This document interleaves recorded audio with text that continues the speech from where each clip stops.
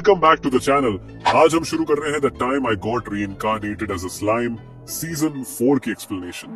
ये सीजन शुरू होता है फाउंडर्स फेस्टिवल के बाद, जहां टेम्पेस्ट में सब रीमुरू की लीडरशिप और जीत को सेलिब्रेट कर रहे हैं। सब कुछ शांत और फेस्टिव लग रहा है, लेकिन इस शांति के पीछे बहुत कुछ पक रहा है। अब कहानी और भी ज्यादा इंटेंस होने वाली है। नई पॉलिटिकल चालें, नए अलायंसेस और ऐसे एनिमीज जो अभी तक छुपे हुए थे। और हाँ, एक जरूरी बात, मानवा चैप्टर्स अभी काफी पीछे हैं, इसलिए हम आगे की कहानी लाइट नॉवेल से एक्सप्लेन कर रहे हैं। हम ये पूरी कहानी लाइट नॉवेल से एक्सप्लेन कर रहे हैं, और लाइट नॉवेल में मानवा या एनिमे की तरह इमेजेस नहीं होती।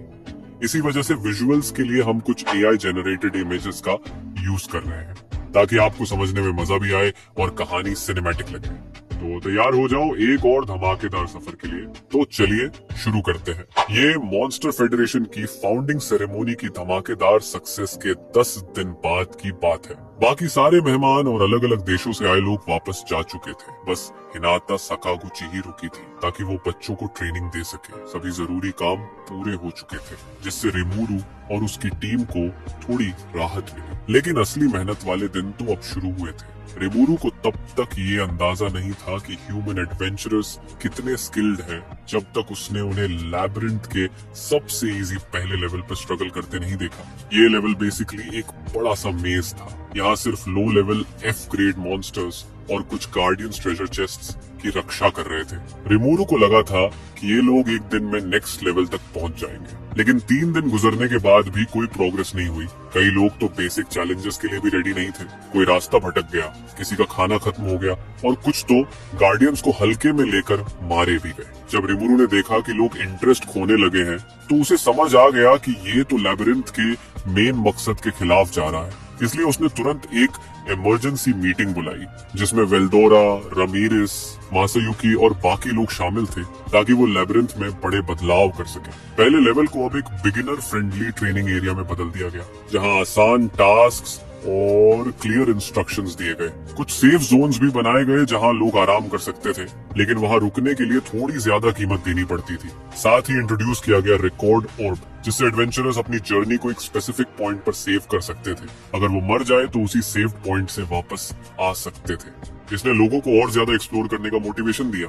लैबिरिंथ को और ज्यादा अट्रैक्टिव बनाने के लिए रिमूरू और उसकी टीम ने मोलमाइल की लीड में एक जबरदस्त प्रमोशनल प्लान बनाया। अब जो लोग डीपर लेवल्स तक पहुंचे गए, उनके लिए अचीवमेंट रैंकिंग बोर्ड में नाम आने के साथ साथ मिलेंगे बड़े रिवॉर्ड्स, जैसे गोल्ड और दूसरे प्राइजेस। ये आइडिया पूरी दुनिया में हिट हो गया। हर तरफ से लोग आने लगे। बस एक ही मकसद था, खुद को प्रूव करना और गार्डियंस को हराना। करीब 1.5 हफ्ते बाद रिमूरू, रमीरेस, वेल्डोरा और मसायुकी फिर से इकट्ठा हुए। इस बार प्लानिंग का मकसद था एक नया वर्जन अपग्रेड। रामिरेस ने बताया कि अब मॉन्स्टर्स के अंदर सीधे आइटम्स या इक्विपमेंट इम्प्लांट किए जाएंगे। मतलब अगर कोई एडवेंचरर किसी मॉन्स्टर को हराएगा तो उसे रैंडम लूट मिलेगा, जिसमें लो लेवल हीलिंग पोशन से लेकर रेयर गियर तक कुछ भी हो सकता है। लैबिरिंथ में अब कुछ ऐसे भी आइटम्स डाले गए थे जो अनआइडेंटिफाइड थे। उन्हें पहचानने के लिए बाहर रिसेप्शनिस्ट से अप्रेजल करवाना पड़ता था। इसका फायदा ये हुआ कि जैसे जैसे एडवेंचरर्स रेयर चीजें पाने लगे, वैसे वैसे रिटर्निंग विसल जैसी टूल्स की बिक्री भी तेजी से बढ़ने लगी, जिससे लोग सीधे टाउन वापस टेलीपोर्ट हो सकते थे। हाई लेवल इक्विपमेंट मिलने की उम्मीद ने एडवेंचरर्स का मोटिवेशन बनाए रखा, और ये सब देख देख कर वेल्डोरा और रमीरेस का मजा दुगना हो रहा था। वो मॉनिटरिंग रूम में बैठे चैलेंजर्स के बदलते एक्सप्रेशंस को एंजॉय कर रहे थे।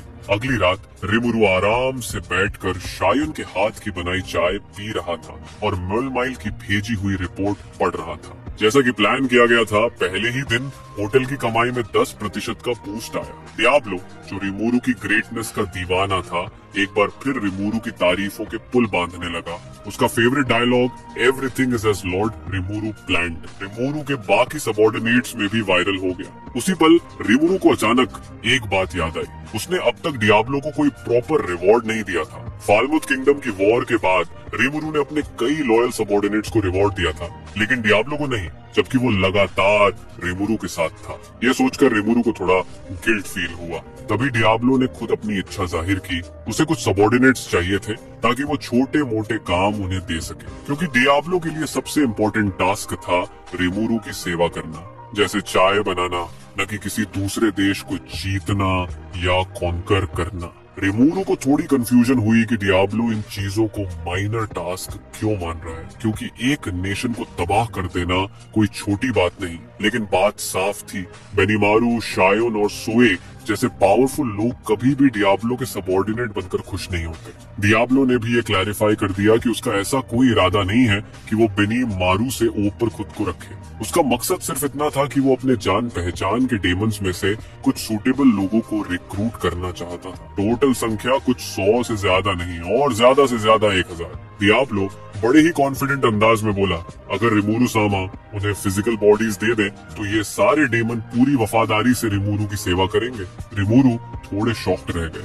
1000 डेमन अगर आ गए तो पूरी मॉन्स्टर फेडरेशन में हंगामा मच सकता है, लेकिन डियाब्लो ने उन्हें अश्योर किया कि वो उन सबको पूरी तरह कंट्रोल में रखेगा। किसी भी तरह की लड़ाई या दंगे नहीं होंगे, और अगर कोई इशू आया भी तो वो खुद हैंडल कर लेगा। डियाब्लो के उस बेपरवाह एटीट्यूड को देखकर रिमुरु एक बार फिर सोच में पड़ गया, क्या ये डेमन मुझसे भी ज्यादा पावरफुल है? डियाब्लो को अपने इस प्रपोजल में कोई दिक्कत नहीं दिखी, तो रिमुरु ने भी हामी भर दी। हजारों ट्रांसफरेबल बॉडीज तैयार करवाने की मंजूरी दे दी। शायोन के साथ रिमुरु ने हंसते हुए डियाब्लो को विदा किया, जो अब अपनी इस नई जर्नी पर निकल पड़ा था। और बस दोस्तों, आज की कहानी यहीं खत्म होती है। डियाब्लो की इस नई जर्नी के साथ मॉन्स्टर फेडरेशन की दुनिया और भी ज्यादा इंटरेस्टिंग होने वाली है। अगले एपिसोड में हम देखेंगे कि रिमुरु किस तरह अपनी किंगडम को और पावरफुल बनाता है और कौन कौन सी नई चुनौतियां उसका इंतजार कर रही हैं। अगर आपको ये वीडियो अच्छा लगा हो तो लाइक, कमेंट और सब्सक्राइब जरूर करें। आपके सपोर्ट से ही रिमुरु की कहानी और आगे बढ़ेगी। मिलते हैं अगले एपिसोड में, तब तक के लिए take care and keep watching.